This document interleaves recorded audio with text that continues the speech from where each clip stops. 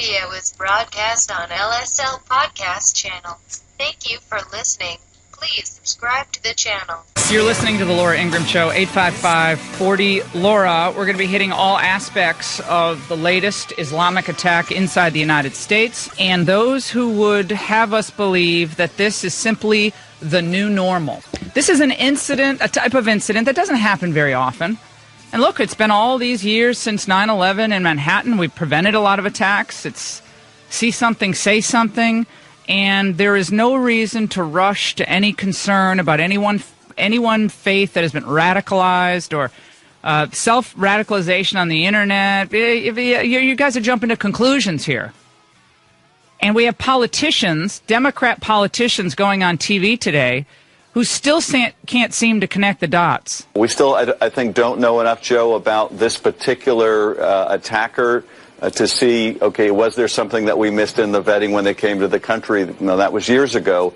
Were they radicalized here? Who were they associating with? Was there any kind of command and control by ISIS, or was this someone simply acting out on their own? It's still, I think, far too early to say. Well, that's beside the point. The point is we have an individual who came into this country on a ridiculous visa program. It's called the diversity visa program. Don't rush to judgment here. You see the public perspective. That's not what you would have on the inside. The public perspective says, hey, he yelled Allahu Akbar. He's a foreigner from Central Asia. Must be terrorism. There are a lot of layers to this. I want to look at the first layer, things like what's his phone say, what's his Facebook say. A lot of layers. What are the layers?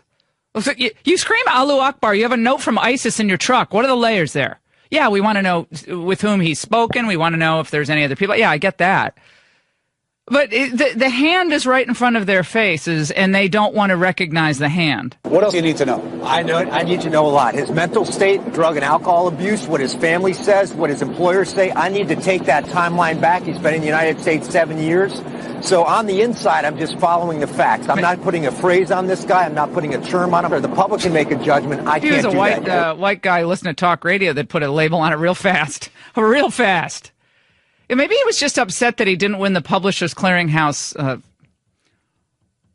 He didn't win the big contest. He bought all those magazines. He thought he was going to win the big payday. But this happens every time. It happened after the Pulse nightclub bombing. It happened after San Bernardino. The left rushes to empathize with Muslims all across the United States instead of going to common sense ways that we could prevent this from happening in the first place. Prevent it altogether. This idea that individuals in law enforcement should be saddled with another burden to try to find these people, go through Facebook, doesn't New York have enough on its plate? But now we have to just completely swamp the city and more immigrants from all these countries that we cannot vet from. The idea that you're going to vet someone from Turkmenistan, Dagestan, Chechnya, or Uzbekistan is absurd. Oh, sorry, throw in Chad and Niger, or how you want to pronounce it. There is no way to vet these people. I said this last night on the Ingraham Angle in my open, because I was torched.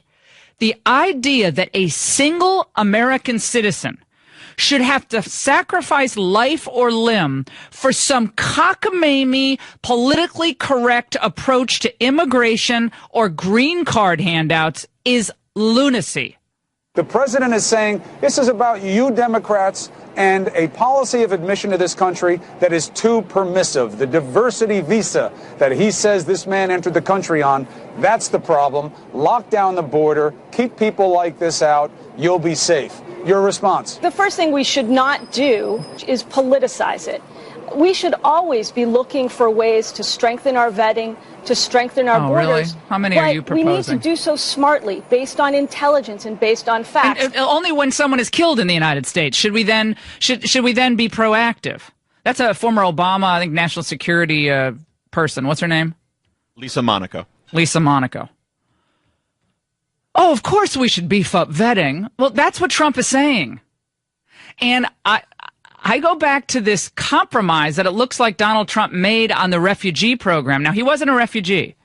He came in on the diversity visa program, which I'm going to get into in a moment, what that is, what a scam it is. But the idea, think about this, the idea that we should be bringing in 45,000 refugees from countries we cannot possibly vet from because we just have to step up for the world community. I'm sorry. That is not what our obligation is. Our obligation, first and foremost, is to protect the American people, the homeland. And you know who I heard yesterday? That Adam Kinzinger, who I find to be tedious, neoconservative, tedious, always pro-military intervention. Adam Kinzinger repeats the same old trope. I'd rather fight him over there than fight him here. I'd rather fight. Well, yeah. Okay, then why aren't you one of the hardcore pro-enforcement Republicans over there? Yeah, of course we don't want to. We'd rather not fight them here, but the idea that we're just fighting them over there and we don't have to do anything about our immigration or our green card programs is preposterous. By the way, I love reading about the neighbors and what they said about him.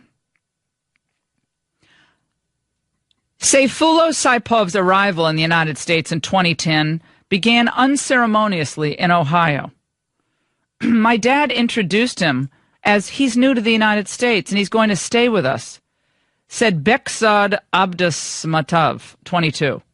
Mr. Saipov, the suspect in the terrorist attack in Lower Manhattan, et cetera, arrived from Tashkent, the Uzbek capital and its largest city, knowing little English. Exactly the kind of people we should let in the diversity program. You don't know any English? You have from a culture completely foreign to ours. Great.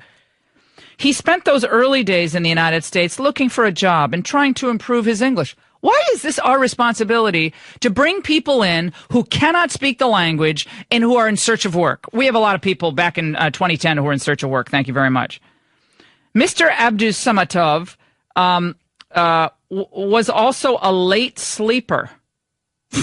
At one point, Mr. Saipov made his way to Fort Myers, Florida, where he met a fellow Uzbek immigrant, Kavjan Matkov, 37. Mr. Saipov was working as a truck driver. Maybe that's how he got into trucks. He was working as a truck driver. He was a very good person when I knew him. He liked the U.S. He seemed very lucky. And all the time he was happy and talking like everything is okay. He did not seem like a terrorist. But I did not know him from the inside. That's the point. That's the point. And this kept being repeated, by the way, on television, where individuals who want to, again, write this off as a one-off, were saying, well, you never can tell how someone's going to be self-radicalized, so we can't judge an entire faith. Well, I'm not necessarily saying we judge an entire faith, because this is radicalization we're talking about. However, because you cannot tell in the era of the internet who is going to be radicalized down the road, why is it incumbent upon us to take this risk with our population? Why must we take the risk, knowing that we can't tell if an Islamic individual is going to be radicalized? Oh, and I know you said, well, Methodists can be radicalized. We have Oklahoma City. We had Las Vegas. Yeah, we have enough problems on our hands. We don't need to bring in more problems. 855-40-LAURA. What are your thoughts on this? Do you agree with me that this proves once again why Donald Trump is 100% correct? These diversity visas have to go. Extreme vetting, yes, but 45,000 refugees? Should Trump reconsider that at this point? I hit him on that last night in the monologue. I hit him. We're going to take a break. 855-40-LAURA. We're going to talk to Pamela Geller, who, of course, Southern Poverty Law Center says she's a hater. Anyone who calls for smart, common sense immigration and visa policies is a hater, according to the Southern Poverty Law Center, which has become an embarrassment. We'll talk to Pamela. We have former Attorney General Mike Mukasey is going to join us, Sebastian Gorka. Big show. Don't go away.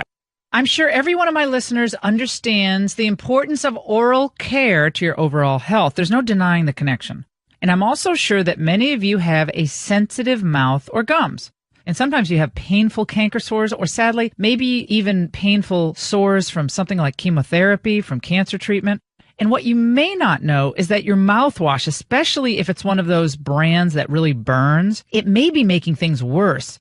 So you should try non-irritating, alcohol-free Closys Oral Rinse. That's Closys. Closest is like first aid for your mouth. It's as gentle as water, but it helps relieve common but uncomfortable, even painful issues in your mouth. And unlike other mouthwashes, Closest is also pH balanced, which eliminates the burn and the irritation. Try Closest Oral Rinse for sensitive mouth gums and canker sores for pain-free oral care. That's Closest. Closys. Learn more about the gentle, effective oral rinse at Closest.com or get Closest today at Walgreens, CVS Health, and Walmart. You're listening to The Laura Ingraham Show. 855-40-LAURA. De Blasio is up for re-election on November 7th. Don't you just want to re-elect him in New York? New Yorkers, how did you ever elect this man? How do you... I mean, New York, I'm sorry, under de Blasio, dirtier, more dangerous. Now they're giving everybody universal pre-K. The New York Times says, oh, this is so great. Universal busting the budget in New York. You had like 17,000 in pre-K. Now it's like 68,000 now funded by the state. Albany's going nuts on it. They don't have the money. This guy is just a complete and utter disaster. And he's, 6'7" or something, but he doesn't see the obvious. You think he could see over the crowd, but he can't. You're listening to The Laura Ingraham Show. Joining us now, Pamela Geller, political activist, commentator, author of the new book, Fatwa, Hunted in America, released today. Pamela, it's another day of terror, and the people who want to write this off as just a one-off or a rarity, they refuse to see the writing on the wall here. And I'm sure your book addresses a lot of this, and just delighted to have you on. Your take. Thank you, Laura, for having me on. Yes, just another in the, what now, 1,000, over 1,000 Islamic attacks that are being investigated by our law enforcement agencies, or just one-off in the daily jihad attacks that, of course, the media does not report on in Europe. Look, I wrote this book. Followers of my work know I never talk about the personal aspect, the private side of this work. But I wrote this book, Fatwa, Hunted in America, to tell my story because, frankly, I'm the average American who got involved in this fight, and what happened to me is what happens to every American who stands in defense of freedom.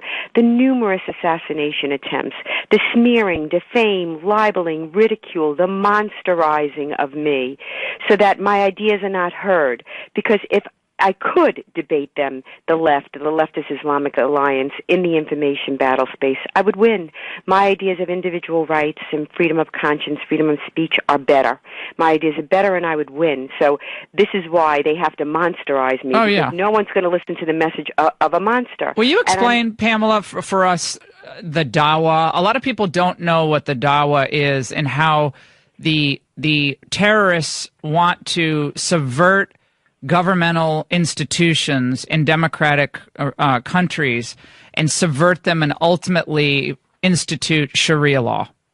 Well, first of all, I love that you brought up dawah. Dawah is a religious imperative under Islam. It's proselytizing for Islam. It's trying to convert people to Islam. And what we see in the wake of every jihad attack in this country is not introspection, is not perhaps there are, not perhaps, but there are, Islamic texts and teachings that incite, exhort to jihad. What we get after every jihad attack is dawah. And what I mean by that is, we see it now. NBC News last night, Muslim community braces for backlash and Islamophobia.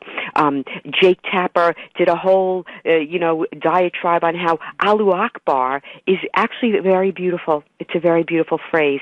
I will tell you that Allahu Akbar, which means Allah is greater. Greater than what? Greater than your God. It's a supremacist statement that this is a beautiful phrase. It was Muhammad, and I'm talking about the Prophet of Islam. It was Muhammad jihad war cry. This is why I wrote the book, because the American people have been disarmed in the information battle space. We're talking to Pamela Geller, author of Fatwa, Hunted in America. Pamela, what the left will say, or the progressives will say, they'll say, look, everything's working well. We haven't had an attack in 16 years in New York. Say something, see something, say something's working. We have help in the Muslim community. We're getting alerts, and for the most part, we're able to control this threat in the United States in a much better way than they have been able to do in Europe. How do you respond to that? What world are they living in? I want to get on a rocket ship and fly to that planet. First of all, last year there was a bombing in New York, in Chelsea, and then the subsequent bombings by the same jihadi in New Jersey. And just like this time, Mayor de Blasio then ran down to the bomb site and said it had nothing to do with terror. And he did the same thing here. Initially, he denied that it was terrorism, just as the New York authorities denied it. And this follows a pattern all over the Western world. Authorities denied that jihad. Why do they do it, Pamela? Why are they doing that? They're denying that jihad terror is jihad terror and often maintain their denials even when it's obvious. Why? Because this is a soft Sharia. They will not offend or criticize Islam. So is it political correctness or their hatred for conservatives? Are they more fearful of Trump than they are of jihad? I think that this leftist Islamic axis is the enemy of my enemy is my friend. And both the Islamic jihad, the global jihad, and the left hate Americanism, hate individual rights, hate freedom. And so it is a very natural marriage. It's a perfect marriage. Look, the left loves control. Communism, Stalinism, the National Socialist Workers' Party, they say that that's the Nazi party, that it was right-wing. But that's absurd. It's another left-wing lie. It was hard left. Read Mein Kampf. Read Adolf Hitler's Mein Kampf. He was a hard leftist. So they love to control the people. That's why this marriage exists. And there's no better system of governance to control the people than the Sharia. That's why they do it. The left is still in charge. It's unbelievable. It is unbelievable. Pamela, your book is so important to read. Fatwa, Hunted in America, what she has gone through for raising the red flag on how Islam, in its politicized, radicalized form, has managed to work its way into American society through visa programs, immigration, asylee programs. And for raising those issues, she's they have a fatwa out against her. Unbelievable. Pamela, thank you so much. Stay with us. It's so close around the corner. You're probably starting to make those long gift lists. Well, I can tell you what you can do. You can stop now. Save yourself a lot of trouble because Ovation Cell Therapy's holiday gift set priced to save you almost 60%. I've given these throughout the years. Neighbors, friends, family. Awesome. And I get my hair styled a lot, especially now with TV. And you will love Ovation products. You'll just love it. And I don't care if you're a woman, a man, something else. No, seriously, you'll love the product. I wouldn't tell you how great it is if I didn't use it myself because that's what I do for these commercials. I love this product. Cell Therapy I use once or twice a week, usually twice a week now because I style so much. And it coats your hair in these luxurious proteins, amino acids. You're going to love it. My hair feels thicker, stronger, and healthier than it was a couple years back when I used the run-of-the-mill shampoo and none of the Cell Therapy products. So all you need to do is go to ovationhair.com. Awesome, 60% savings. You can get new discount if you're a new customer on top of that. Ovationhair.com. Remember, select Laura Ingram at checkout. Continuing the spoutage of cliches, bromides, and other platitudes about, well, we're resilient, we're going to get up tomorrow, it's, see something, say something, we're New Yorkers. Yeah, of course you're New York. I mean, we want New York to be safe. Of course New York is resilient. It went through 9/11. And Lower Manhattan is more beautiful than ever. But this guy was taking photos in shot of the Freedom Tower. He had the cell phone photo of himself with the writing, the Islamic writing. And we haven't learned anything, Mayor de Blasio. We've learned nothing since 9/11. We can't talk about any of the facts. Why is that? Why can't we talk about the fact that he came from Uzbekistan on a diversity visa, 50,000 people? It's like a friend of mine just told me it's like a Powerball for jihadists.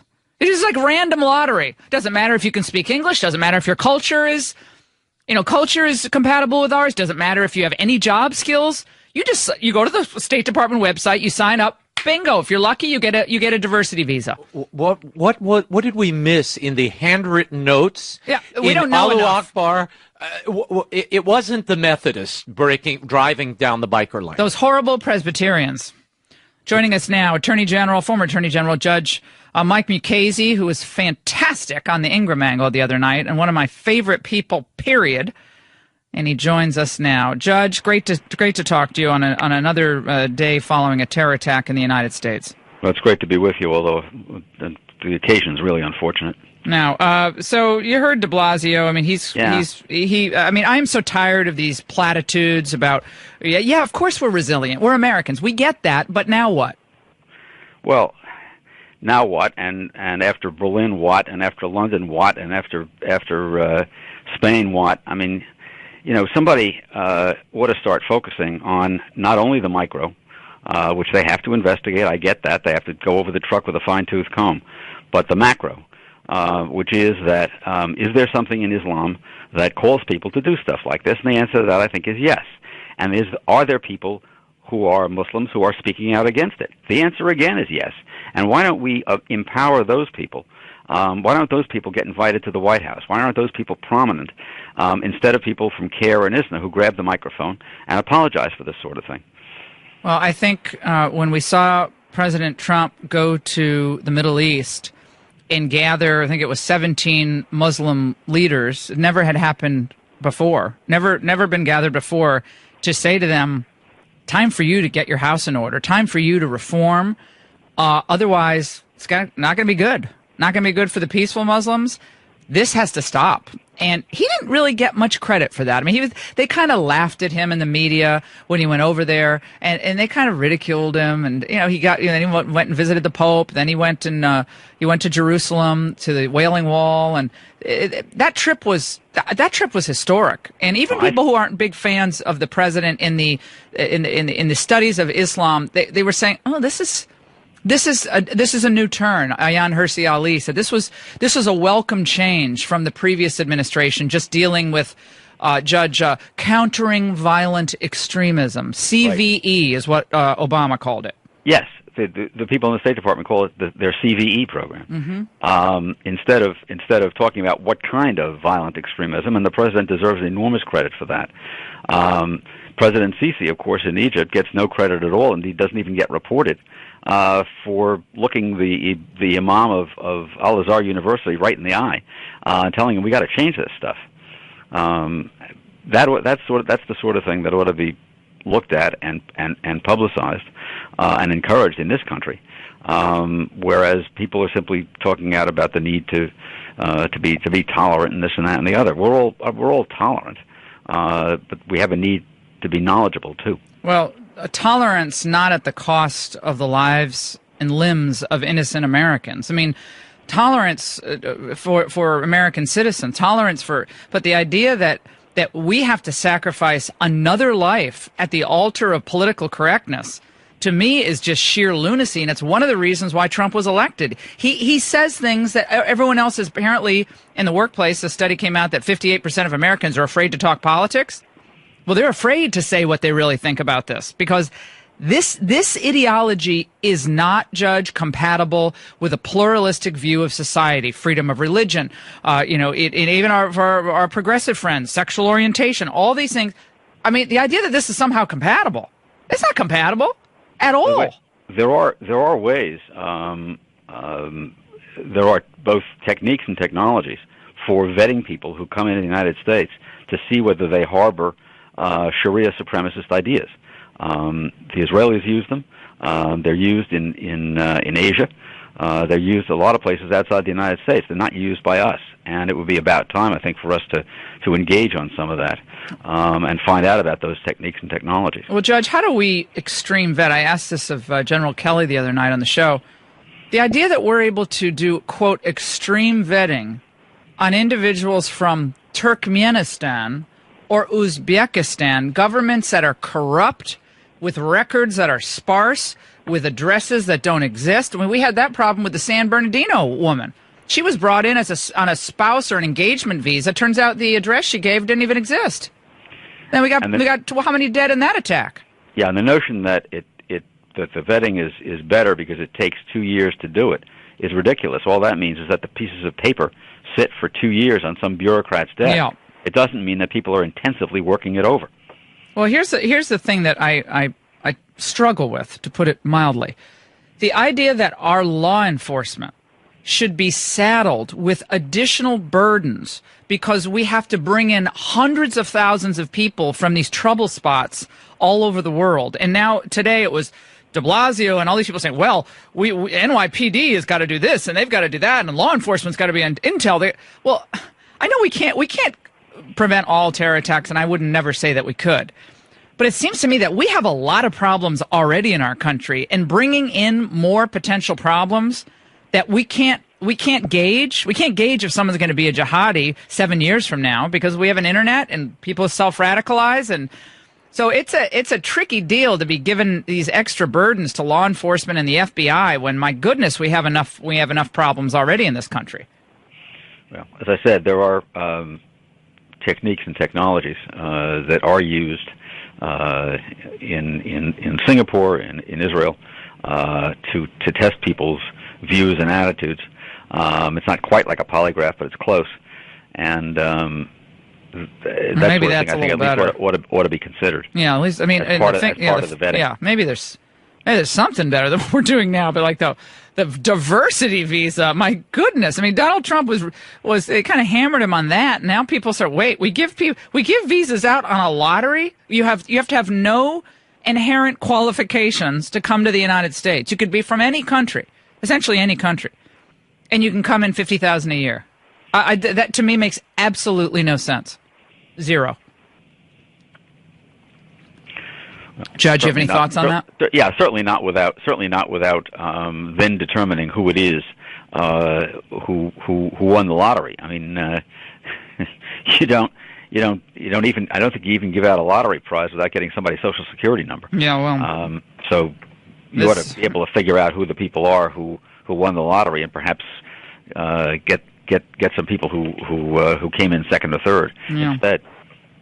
Well, Donald Trump wants to get rid of that in exchange for the amnesty. We want to plug up these holes, which are just too much. Our system is overwhelmed with trying to prevent attacks as it is. Judge, let's move on to this the case that we talked about the other night on the show, which is the Papadopoulos plea, which many people are saying is the more problematic development in the Mueller investigation. He was a low-level foreign policy volunteer on an advisory board. They have a lot of these advisory boards on campaigns, but it looks like he was duped into. Right, I was supposedly on one of them for about 5 minutes. Oh, were you really? I must have missed that. No, what was that? Criminal justice reform? I got invited to a meeting. Yeah. And was told, well, this is a meeting of an advisory board. There were no more meetings. Oh, see, these advisory boards are. Yeah, they're just. Let's face it, they are kind of window dressing. They don't really do a lot, but it seems a classic case of, get this low-level person. I've never seen this guy, don't know him. I spent a lot of time within the campaign, never seen him before, but nevertheless, he gets duped by this professor who hails from Malta, who met him and then got him together with some woman who he claimed was Putin's niece, and this kid calls the campaign and says, I have Putin's niece, and we can get together with Putin, and he has dirt on. And this will be historic if it happens. Yeah, it looks like he got nowhere with the campaign, but we're hearing that this is the be all and end all. Yeah, there's a footnote in this presentation of facts on page 8 that reads as follows: the government notes that the official, that's the campaign official, forwarded defendant Papadopoulos' email to another campaign official without including defendant Papadopoulos, and stated, quote, "Let's discuss. We need someone to communicate that DT," that's Donald Trump, "is not doing these trips. It should be someone low level in the campaign so as not to send any signal," unquote. In other words, we got to give these people the brush off at a low level. Bingo. It was actually, Judge, interpreted the other way on television, that they're trying to conceal. They want a low-level person to connect with the potential Putin niece by saying, low level so it doesn't send a signal. But you're exactly right. They just wanted this off their plate. Get it out. Tell them we're not doing this. And again, but they're clearly fishing. You got this, Weissman. Do you know Andrew Weissman, who did the Enron prosecution? I don't know him. I don't know him well. We've met. There are some things in his record, including the Enron prosecution, that I find very disturbing. Yeah. Well, he's the legal pit bull, the New York Times says today, above the fold, who fought the mob, the Vincent the Chin Gigante, and also in the Enron case. And he's on. I have an Italian board op, and he didn't like my using the chin, Judge. Oh, sorry. And so he actually prosecuted both. And so people are like, he's a pit bull and Donald Trump's going down because Weissman's on the case. Well, yeah, Weissman was on the Enron case, and every one of those cases that went to trial, every single one was reversed, either in whole or in part. And the principal reversal came in the case of Arthur Anderson, which got reversed because of the New York Times makes it sound like it was a technicality in the instructions. Yeah. The Supreme Court said it was an instruction about the reach of the obstruction of justice statute, an interpretation that had been pushed by the prosecution. That's the reason, and they pushed it on the district judge. District judge gave that instruction, and it was overreaching, and it was reversed. And that's not only is he on this case, but the person who argued that case in the Supreme Court, unsuccessfully for the government, is also a member of the prosecution team. Dun dun dun.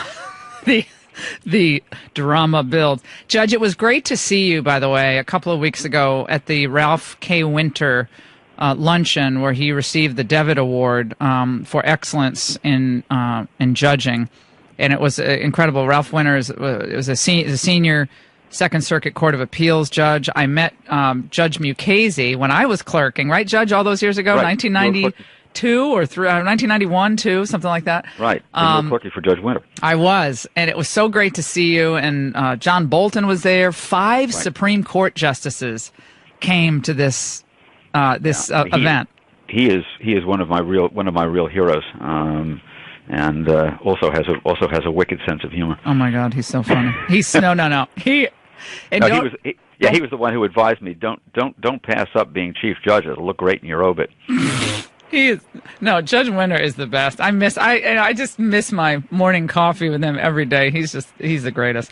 Judge Mukasey, thank you so much for being with us. Loved having you on the other night. Come back soon, and you take care. We'll take Anderson Cooper was trying to give a straight report about what he knew about the attack, and some misinformed, obviously a talk radio, Fox watcher, an Ingraham Angle viewer, starts screaming in the background. It's fake news. By the way, the parade was going on last night, which is it's just fine, but. No, it's not fine. I went to NYU. I was at that parade. Let's tell everybody what the New York parade, I mean, it's not exactly like a neighborhood PTA gathering. This is like men in chaps and little else.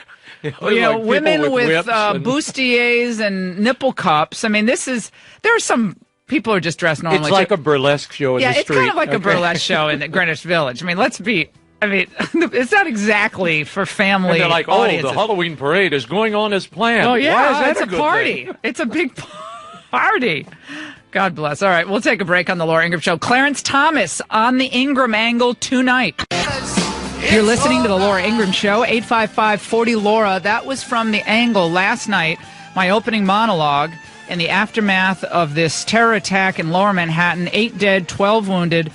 And we once again see American lives lost because of our quest for tolerance and multiculturalism and diversity. We keep hearing that diversity is a cherished American value. Really? Where is that in the Declaration? Is the word diversity used in the Declaration of Independence? I don't believe so. Is it used in the Constitution? I don't think so. Not to mean that, at least. I don't believe it is.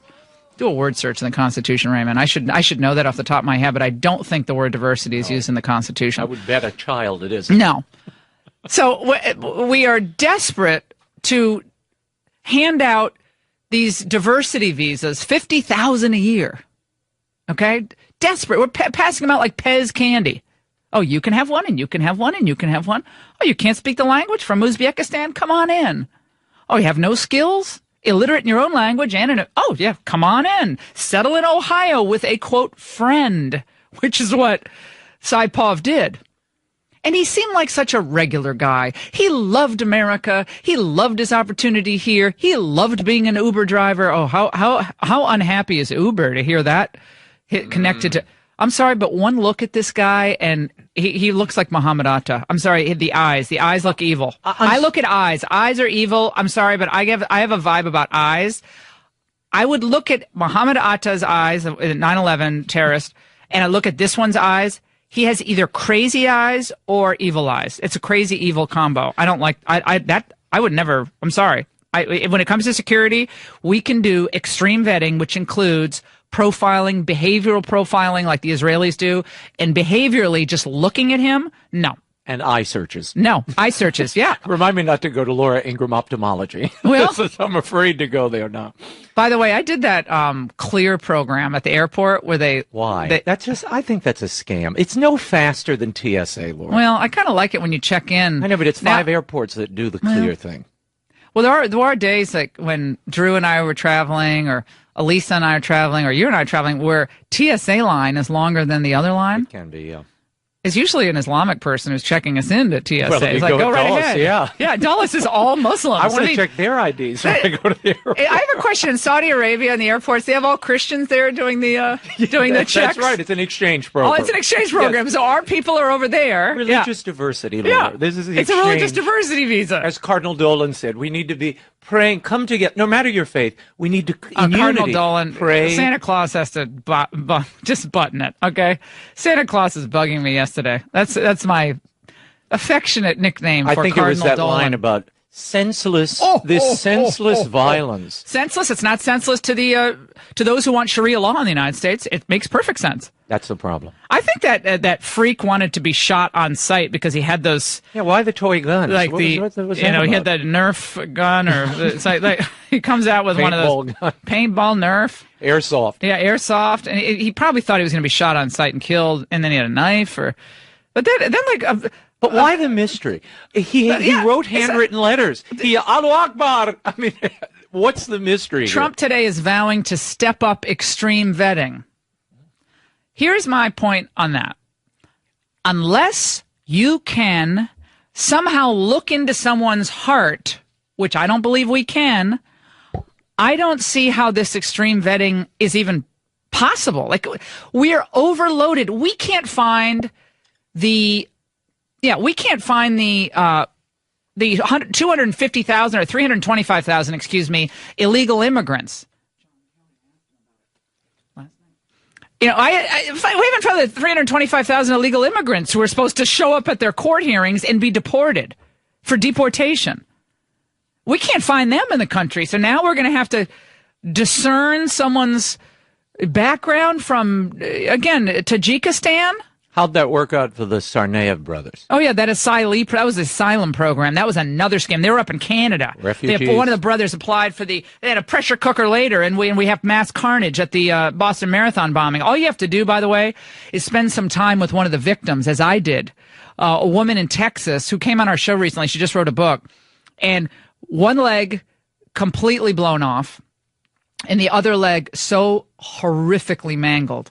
And I sat on her couch in Texas after she had, I think, 4 or 5 surgeries. Her little boys, I think he was 4 or 5 years old at the time. And she has big rods in her leg. I wanted to look at the wound to see how bad. This is evil beyond comprehension. Her son survived the attack, but was not injured like she was. But she was horrifically injured. And you got to see it. People by the way, the blood stains were still on the sidewalk when they were all celebrating the fact that the Halloween party was going on. I mean, I know people want to get on with their lives, but that's really kind of beside the point. The resilient, yes, of course we're resilient. But the fact that the Halloween party goes on, the parade in Manhattan, isn't the story. You see, that's not the story. The story is we're letting ourselves be vulnerable to Islamic attack because of our suicidal quest for multiculturalism and diversity. It's suicidal. At least, look at what happened. But it's only every 16 years where we lose all these. Well, not quite.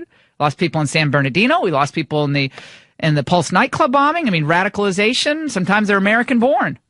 But we do have enough already that we're dealing with, I think.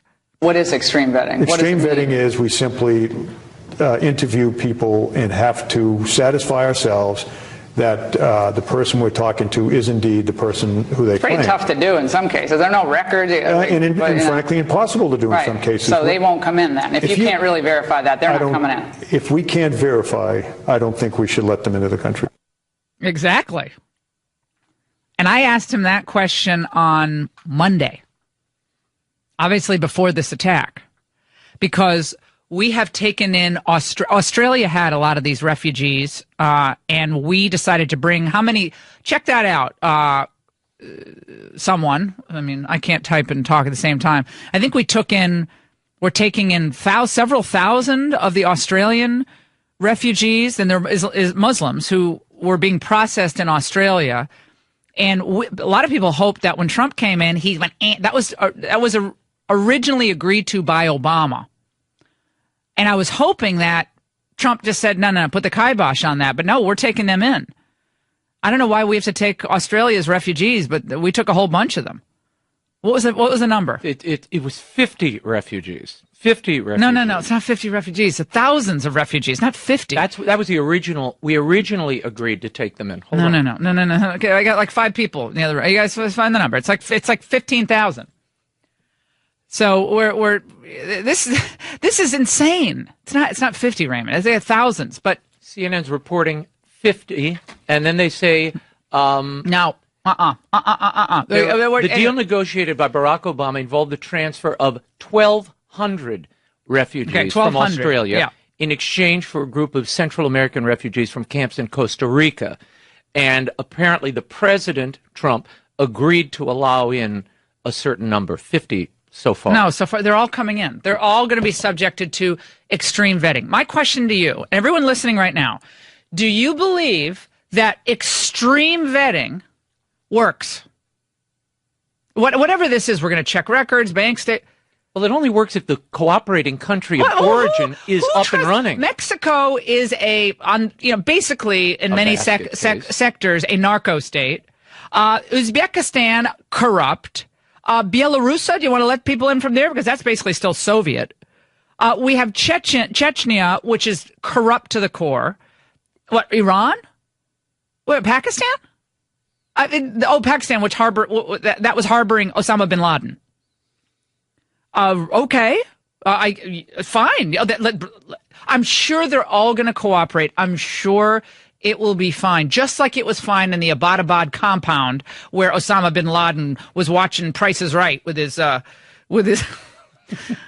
love talking to Rob O'Neill about that. You know, the guy who killed the SEAL who killed bin Laden. Did he walk in the middle of the Price is Right? What was he watching? I said, when you went in, was it QVC? What was it exactly? Was he looking at it? Joel Osteen? Like, what was he? I don't know. I didn't get the TV show. I just shot him in the forehead. It's like, just took him out. You're listening to the Laura Ingraham Show. John in California on line 1. Johnny.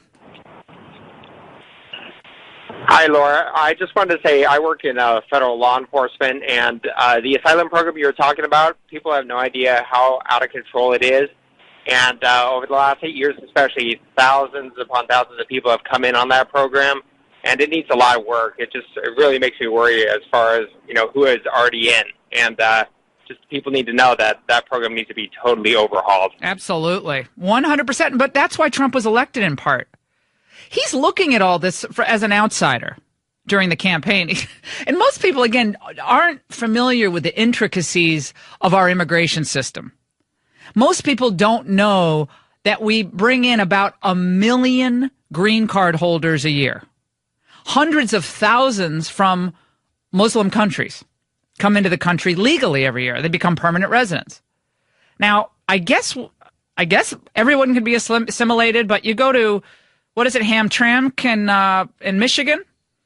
That town that was 95% Polish, and now it's 92% Islamic. Women wearing the full burqa, the abaya, and it looks like you're walking into Saudi Arabia. It's a complete demographic change and takeover of a previously Catholic and Polish enclave. Complete takeover. There's a few Polish bakeries left. That's about it. 855-40-LAURA. Let's go to Kev in Indiana. Kevin. Laura, yes. Regarding your previous guest spoke about why aren't the moderates the moderate leaders speaking up against this more than they have, and they have spoken up hit and miss here and there, and it's basically because they're afraid of being taken out. I mean, you can't domestic Islam is basically a turtle operation, and the head that sticks out is going to draw attention. And it's basically organized crime. You will not get leadership in the way that will draw the hearts and minds of other Muslims, because the worst kept secret on earth is that there's a militaristic component to Islam that will be coming political Islam. It's political Islam. It's an ideology of domination and subjugation to burrow their way into democratic societies, subvert the governmental institutions for the ultimate institution of Sharia law. That's what the dawah includes. Dawah is a proselytizing for Islam, turning converts, recruiting people into this vision, into this ideology. It's happening, by the way, in Central America. It's happening in Mexico. Friends of mine in Central America from Salvador and Guada, they say there are mosques here now. And people who are desperate will turn to a very rigid and a very, to us it seems scary way of looking at the world. But in the absence of anything else that's putting their arms around them, a lot of people will go that way. So I agree with you. It's disturbing. But I don't believe extreme vetting. I hear extreme vetting. I think Trump's instinct on this initially was right. You got to just stop this. You cannot let another person in until we have a handle on who's here, what they're doing, and why. That means scouring social media. That means the mosques. That means all of this. And the fact that an attack hasn't happened since 9/11 in Manhattan is not giving anyone, frankly, any great sense of comfort. We have 8 people dead, 12 injured, some badly. They were recounting one of the witnesses who came upon 3 of the bodies in the New York Times today. And he started walking. He's like, what is it? What just happened? Starts walking and he finds 3 mangled bodies, an arm missing. He said twisted limbs, grisly. 855-40-LAURA. We're going to take a break on the Laura Ingraham Show. Your reaction to this. Is it incumbent upon us to do extreme vetting, and could this ever work from certain countries? Don't go away. The Laura Ingraham Show.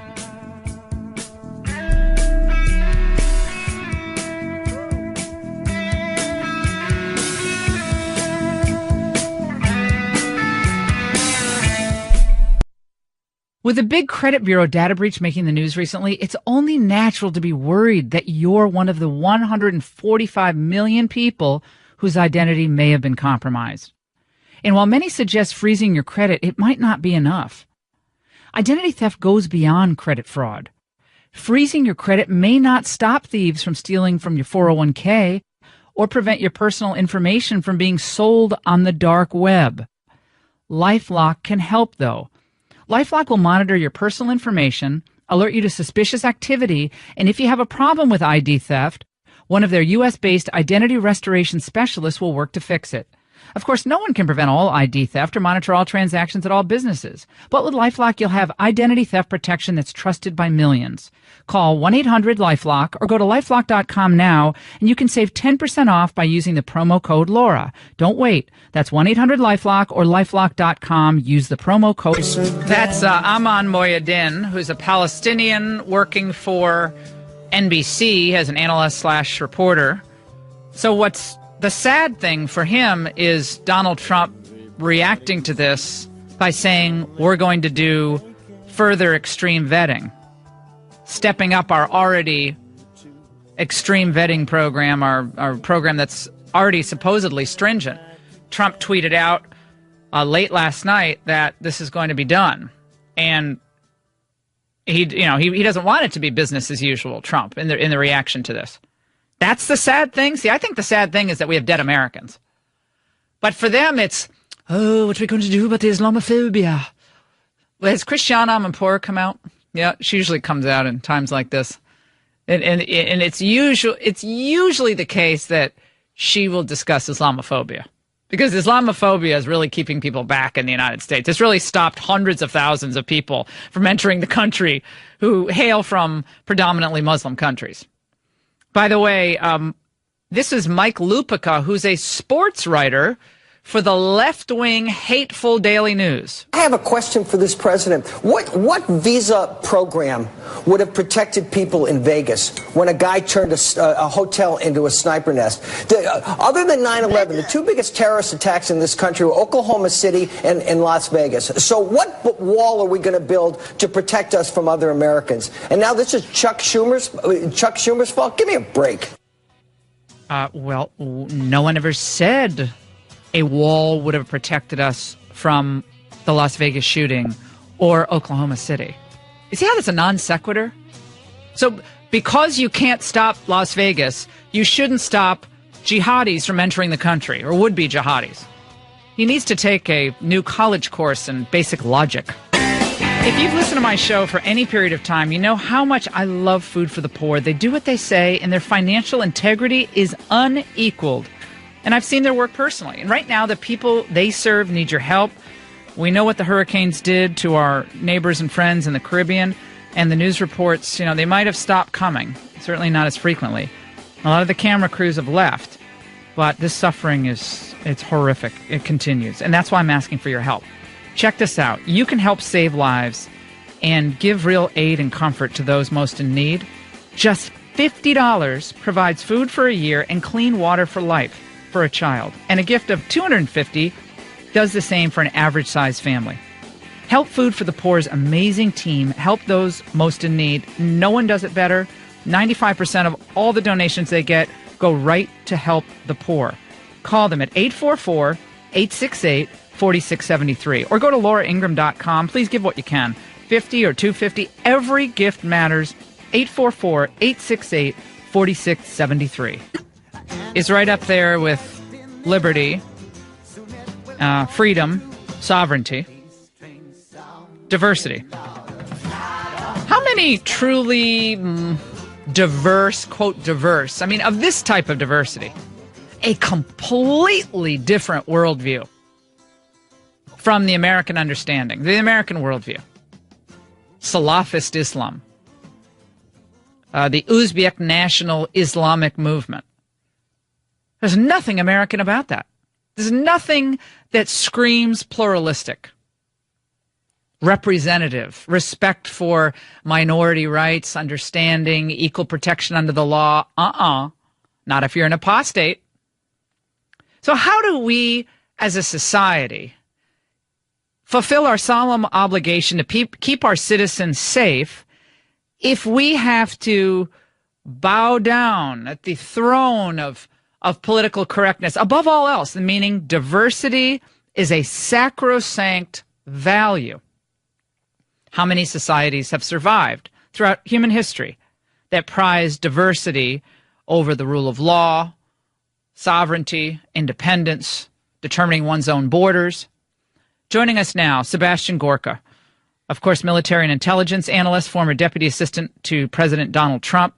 Delighted that he's joining us now. Sebastian, it's always good to talk to you on another sad day for this country, but to listen to some of the commentators, this is just something, we're gonna occasionally have to go through. It's, our law enforcement is doing what they can, but Donald Trump is really the problem because he's politicizing everything.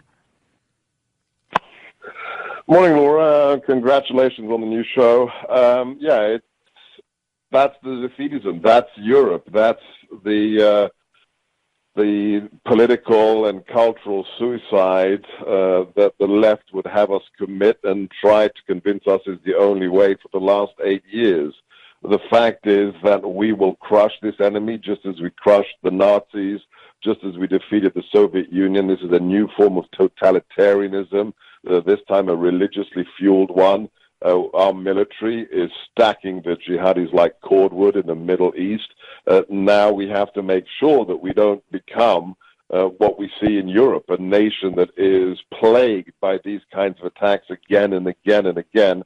And that's why the the immigration stop is so important, and that's why the president wants to kill this absurd lottery for green cards, in which anybody who has a high school degree and 2 years of work experience can roll the dice and come to America and live here. It's insanity. Well, let's talk about that for a moment, because the president had already put that on the table in the administration's priorities list earlier this month. People want to give these DACA kids a path to regularization in the United States, some type of legalization. Then a number of things would have to happen. Ending chain migration, which is a huge problem, exploding the immigrant population in the United States. So ending chain migration, the RAISE Act, which includes getting rid of chain migration, E-Verify, all those things that have to be in place along with more border agents, etc. Why do you think, Sebastian, Uzbekistan was never on that list of problem countries that were subject to the travel ban? Well, that list, the original 7 nations of the original travel moratorium, was based upon an Obama White House analysis of those nations where there are the greatest numbers of jihadis, and also those nations that cannot verify for us adequately the identity of the individuals applying for U.S. visas. So it's a statistical analysis, and simply looking at recent attacks, Uzbekistan wasn't at the top. Of course, it was many, many other countries, such as Iraq, such as Syria. It was just, the threat analysis that we inherited was those 7 nations. We dropped Iraq because Iraq convinced us that they now can provide the fidelity of data on the applicants that we need. That's the very simple explanation, Laura. Why is it our obligation to allow individuals to enter the country, given how difficult it is, really? It's really difficult to predict who might be self-radicalized years from now. Well, it isn't. I mean, it isn't our obligation. I'm sure the question is a rhetorical one. Yeah. The left would have us believe that living in America is a human right. That's why you had the presidential candidate, Hillary Clinton, give a private speech to a room full of bankers in which she actually said her vision is to see a Western Hemisphere without borders, meaning from, Chile up to Canada, there are no borders. At that point, America as a concept ceases to exist. So what the president has done is reassert the sine qua non of sovereignty, which is that being an American is a privilege, not a right. And he gets to decide. It's in the Constitution. It's in our administrative law. There's one individual who decides who gets to enter the United States, and it's not a judge in the Ninth Circus Court. It's not the legislature on the Hill. It is the President of the United States who decides by which standards you can apply to come to America and become a resident or a citizen. Yeah, I mean, I think just, when you look at the Salafist ideology, the hateful dynamic to it, I mean, the Constitution, as many legal scholars have noted, does not preclude the President of the United States, if he so determines, from using a religious test. People just spout this stuff like, well, you can't use a religious test. Actually, there's nothing prohibiting the President of the United States, the Commander-in-Chief, from using a religious test if, in fact, we determine that there is no real definitive way to stop these attacks from happening.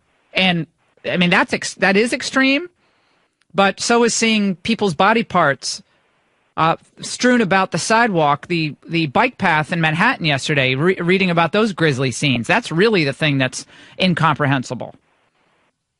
Yeah, as a person of faith, you know very well the distortions that our constitutional republic has been misrepresented by in the last 30, 40 years. I mean, the separation of church and state has been completely misrepresented in the last few decades. It has nothing to do with saying that religion has no place in the governing of this nation. On the contrary, why is the word creator found in our founding documents? So it simply says there is no state religion in this country. That's what the founding fathers meant. So yes, I mean, we have to push back on the cultural distortions that have been foisted upon us, basically because the left realized in 1968 there was going to be no Marxist revolution in the United States. So what did they do?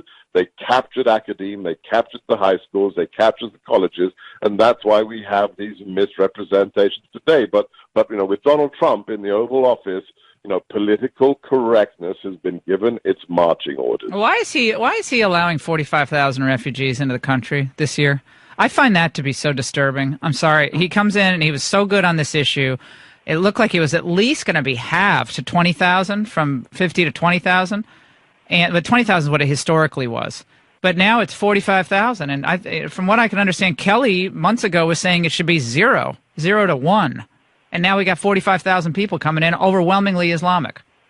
To me, that's insanity. Yeah, you'd have to ask the president. I would suspect that it has a lot to do with Foggy Bottom and the State Department. Yeah, you have to make nice with other countries, right? We have to keep up our alliances. Right. There's a culture. I mean, remember, State Department is a behemoth. It's 75,000 people, a large proportion of whom really do not put the U.S. national interest front and center, but they want to have some kind of kumbaya, multiculturalism, multilateralism. And we haven't changed that culture. It's a nightmare. It's only month 9 of the administration, but yes, I think the State Department and the DOJ, these are agencies that are as much of a swamp as the GOP rhinos on the Hill. Yeah, General Kelly responded to this. We'll play it a little bit later about the State Department not having key Trump officials in place. They have these old career holdovers in critical positions like the Asian desk, Central Asian, South Asian desk, and also the Mexican. Southern Hemisphere has no Trump person in, as well as we're renegotiating NAFTA. Before we let you go, Sebastian, it seems like that you can draw the line here, or maybe it's a Venn diagram is a better way to describe it. The individuals who are all for the WTO and NAFTA and GATT and the South Korean free trade deal and are for more generous immigration, these are all the same people who are coming out today criticizing Trump for politicizing the terror attack, because their view, as you said, this is a globalist worldview where American lives and American understanding sometimes has to be compromised in order for the greater global good. And, whether it's free trade, global free trade, bettering Bangladeshis' lives, even if it hurts American lives, American workers' lives, that's the same mindset you described of Hillary: open borders, open markets, not really interested in pinpointing blame on Islamist ideology. Absolutely. I mean, that's the reason I wrote my book, Defeating Jihad. We have to reinsert common sense into the function of national security.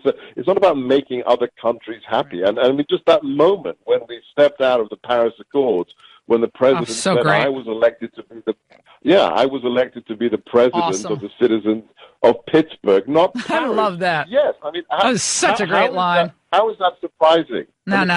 How did that shock somebody? Sebastian, I think that speech in Paris, those remarks in his speech at the United Nations, where he said, my job is to look out for my people, and your job is to look out for your people, and sometimes we're going to work together, but sometimes we're not going to. Those 2 points were among his best. I think the UN speech was his best speech this entire presidency. Warsaw was great. Oh, Warsaw was great. Well, I have many to choose from, but okay. All right, Sebastian. You always can get me on those. Sebastian Gorka, love having you on. Come on TV soon. We love having your voice and your analysis. Always clear-eyed. Thank you so much. We'll take a break. Don't go away. The Laura Ingraham. You're listening to The Laura Ingraham Show. 855-40 Laura. Chuck Schumer today on the Senate floor blaming the president for politicizing this. Oh, what do the Democrats do after Vegas? They go right for the guns. They go right for the Second Amendment. Donald Trump, as commander-in-chief, says, well, gosh, Isn't it time we kind of started to do things differently in this country? Ditch this diversity visa program, which is a complete and utter scam. It's for businesses who want cheap, beholden labor. There is no purpose served by this diversity visa program whatsoever, except as freebie giveaways to various nations around the world. We're all paid up. Thank you very much. We've paid enough in terms of our blood and treasure around the world, trying to liberate people, defending our allies, defending our interests. We don't need to sacrifice another American for this nonsense. It's craziness. By the way, a great piece in Breitbart today on the travel ban. American safety should come before cultural diversity. The president's trying to prevent terrorists from entering the United States from countries identified by the Obama administration, no less, as security threats. That is considered by the court to be a lesser threat than the lack of cultural diversity. Judge Derek Watson and Judge Schwang I think was from Colorado, Derek Watson from Hawaii, both are Obama appointees. Both federal district court judges put a halt to the president's temporary halt of individuals entering the country, the so-called travel ban. Both of them, except this Schwang was even worse, calling it an anti-Muslim ban. Rank bias against Muslims, citing comments that the president had made during the campaign. One of the things that I'm going to be discussing a lot on the Ingraham angle are runaway judges. Tonight, I'm going to have a very interesting and provocative conversation with Supreme Court Justice Clarence Thomas. You must tune in. He rarely gives public interviews. You are not going to want to miss this. And he will be joining us tonight. Tune in 10 p.m. Eastern.